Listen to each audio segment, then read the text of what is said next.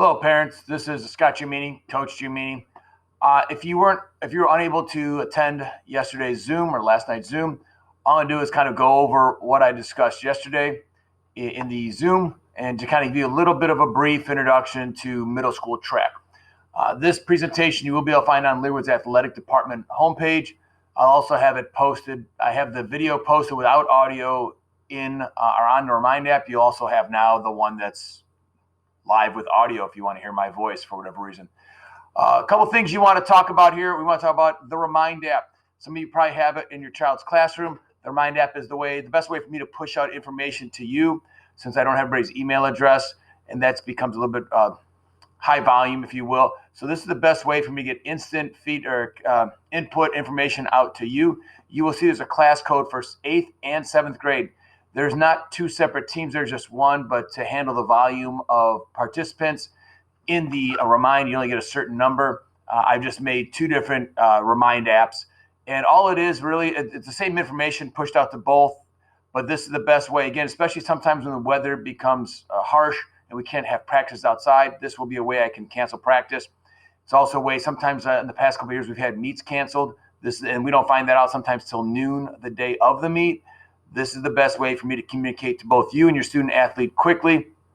I would highly suggest that both parties get in the app. So that means the student athlete and also you, the parent. And if both parents want to be, that's fine.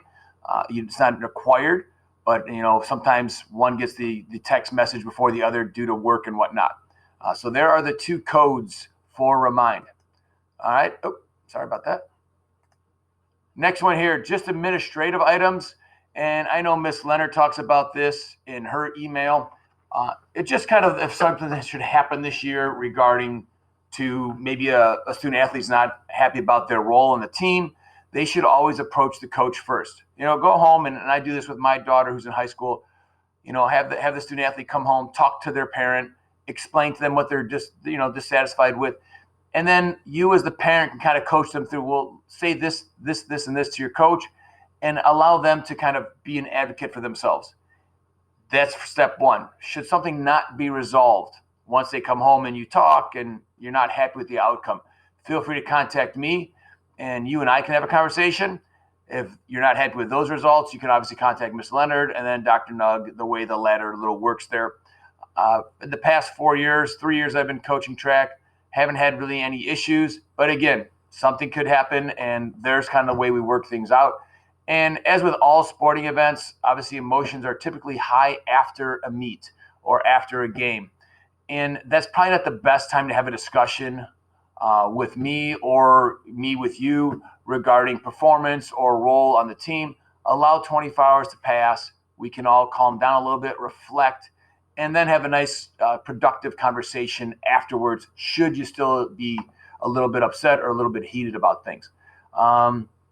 Another thing, events and coaches. We have a nice staff, seasoned staff. Coach Marshall, who is at Learwood as a math teacher, I believe in the 8th grade.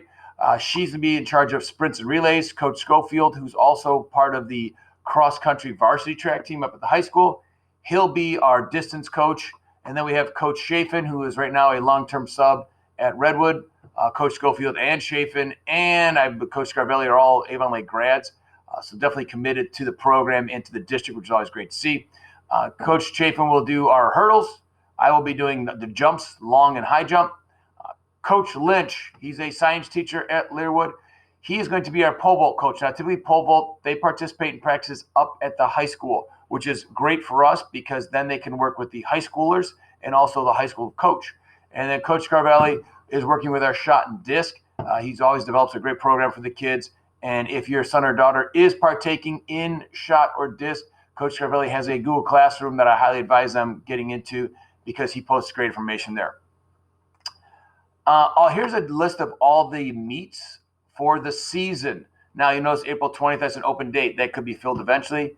All home meets are at Avon Lake High School. What they will do is they will bus the student athlete to the high school from Learwood, and then all away meets are typically at that district's high school. Now, a couple good questions yesterday in the Zoom. I've kind of helped resolve some things.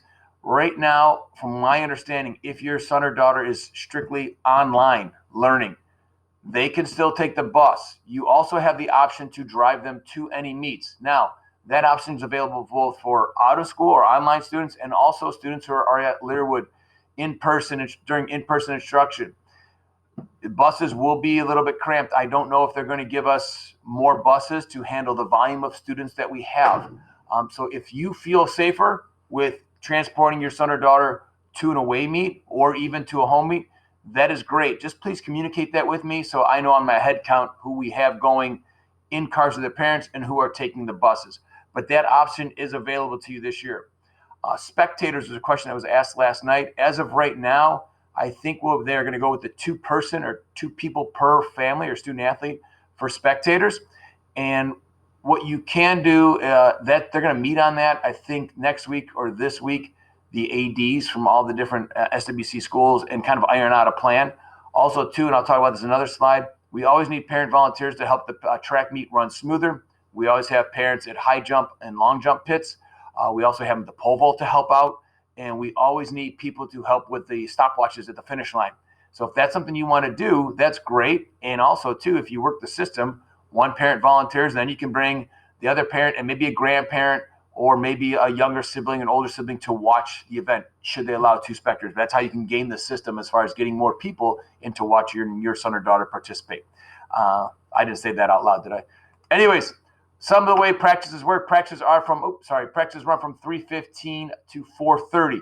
Please be prompt about picking up your child, your student athlete from the school. All the coaches on the staff have other things to do. We all have family members. We love working with the kids.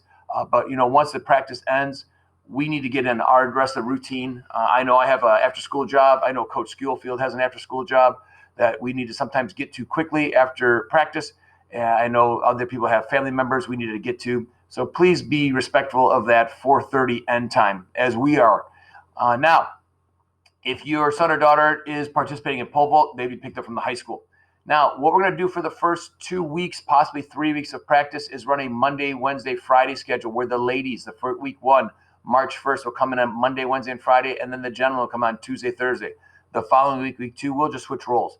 The young ladies will be a Tuesday, Thursday, and the gentlemen will be a Monday, Wednesday, Friday. This is to kind of handle the volume, the sheer size of the team we typically have. We typically have about 100 to 150 members. It's tough to get all those kids into the gym, and with early March, the weather being still a little inclement, we might have to deal with having some practices inside.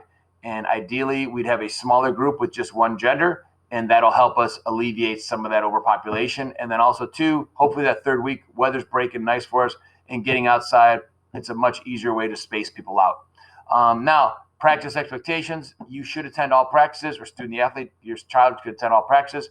I understand that springtime, we have the 8th grade boys typically go to lift at the middle school or at the high school with Coach Stelnick. That's fine. Just let me know. I know we have several people who participate in soccer or baseball starts up, or lacrosse and all. Please just communicate that with me. I'm pretty easy about that. I understand the way sports run nowadays. You're in a sport 24/7, 365 days a year, or in multiple sports. So I am pretty flexible with that as long as we are respectful of each other and notifying each other. There's my email down there below. Use that to contact me at your earliest convenience when anything should arise, especially when it comes to schedules or, like I said earlier, about conflict with something that happened at practice or meet. Also, too, obviously there's consequences. If a child consistently doesn't show up at practice, that child/student athlete can be removed from that upcoming meet. Also, we could just eventually just say, hey, you know what? You're not picking up your load. Maybe there's too much stuff going on. Maybe just track right now is not fitting into your schedule. So, but please be respectful of that. And again, understand the expectations. We have the schedule. You understand the practice routine. It gives you a little bit of flexibility now, and you can start to think about, is track really going to be something that we can do as a family? Because there's a lot of moving parts with every family. Next thing, clothing. Obviously, when the weather does break, we'll practice outside. Even if it rains, we will be outside. Something that your child, student athlete, will want to keep on them as far as in their locker. There is no track locker. I'm talking school locker here. Hooded sweatshirt, long sleeve shirt, some kind of coat that's rain resistant that the water runs off. That's great. You don't want them running around outside with a hoodie on and it's pouring rain and it just becomes a sponge and that cold wetness just sits on them. Shorts, running pants, Track shoe spikes. If they're a distance runner with Mr. Schofield, Coach Schofield, I highly suggest something that is made for running. Vans and those type of shoes, Keds, are not made for running. So don't send the kids out with that. I've seen that in years past. I know Vision Streetwear is probably making a comeback, but that doesn't mean we want to do that in track. It's going to be a terrible for the feet and shin splints and knees, and that's just a chain all the way up the body where it affects the hips as well. Track spikes are great, especially if you're running sprints, high jump, long jump, pole vault. You want those track spikes, hurdles, obviously. I know Coach Scarvelli for throws just suggests a pair of beat-up shoes because sometimes the shot pit is a little bit muddy. You don't need spikes for throwing shot and disc. But we don't really advise wearing the track spikes every single day. Again, there's not a lot of support in those shoes, and they're just mainly for meet days and maybe the day before as far as a prep goes. Meet apparel. Now, there is a required jersey. I will click on this here. This is the only shirt that you are required. And I hate to say that, but because in every other sport, you are given a uniform to borrow essentially for the year. In track, middle school track, these are the two options. They're the same. One's a youth, one's an adult. If you have one from last year, because your son or daughter participated in the 4 days of track we had last year, great. If you had an older child, and this is the exact same shirt I've been using for the past couple of years, feel free to do a hand-me-down. All right, that has to be done by March 1st. Now, here's some other options. None of these are required, but again, sometimes the kids like to have multiple things. And a hoodie's nice. It doesn't have to be a Leeward or even like track hoodie to wear to a meet. As far as shorts go for a meet, if your child is in a relay race, may that be the 4x1, the 4x2, the 4x4, they will need to coordinate their attire with their running mates. They are a little bit picky if somebody has shorts on and somebody has leggings. They want the 4 runners in that race to all have similar style shorts. And the shorts you can wear are similar to cross-country shorts, a little bit looser fitting, just to kind of allow the mobility in the legs to drive and power through. All right, let's see here. Oops, sorry. Day of the event. Meets typically start at 4:30. 4:30 to 7 is a good time. Student athletes should bring warm clothes to all meets just in case the weather changes mid-meet. Home meets, again, parent volunteers needed. That's a great way to game the system and get more people in to watch your child, your student athlete participate. Talked about the busing. And again, if we have a meet, let's say at Midview, out in Grafton, you don't have, if your son or daughter participates in pole vault and shot and disc, those are field events. They're taking place while the entire meet's going on. They're going to be done within an hour. You don't have to hang out for the other 2 hours. You can sign your child out with me, and then they are free to leave. All right, so that's how that typically works. If you want to leave, just do me a favor, sign out, because then when we're getting back on the bus at the end of the meet, I need to be accountable. I'm accountable for all the student athletes getting home and safely on the bus. If I don't know that Johnny's gone or Susie's gone, I panic. So just do me a favor. If you want them to leave with you, just sign them out with me. And I'm pretty easy to find. If you look at me in this video, I don't look much different. I won't wear a collared shirt, more than likely. But I'm bald and ugly, so I'm easy to find. Next one, there's the order of events. Ladies, there's a little chivalry in track. Ladies will always go first. And again, field events are going on simultaneously as all of the track meets are going on as far as the running events. And here's the forms. These forms will all need to be submitted either to Miss Leonard in the athletic department office, which is part of the main office. Also, pay to play needs to be submitted. And again, students cannot participate in track if they haven't completed this. Now, some of you may have participated in football or cross country or maybe basketball. I don't know how that works with that family kind of cap. So maybe you've already met the cap and you can have them play and you don't have to worry about pay to play. Lindsay's Law, things of that nature, concussion, bus safety, emergency medical forms, those don't carry on from sport to sport. If your child competed in basketball, I don't get those forms. If they participate in football or cross country or cheerleading, I don't get those forms. They have to be redone.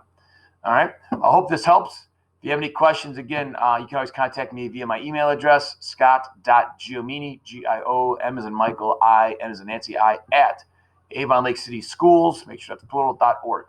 Looking forward to a great season. Thank you much for your time, and take care.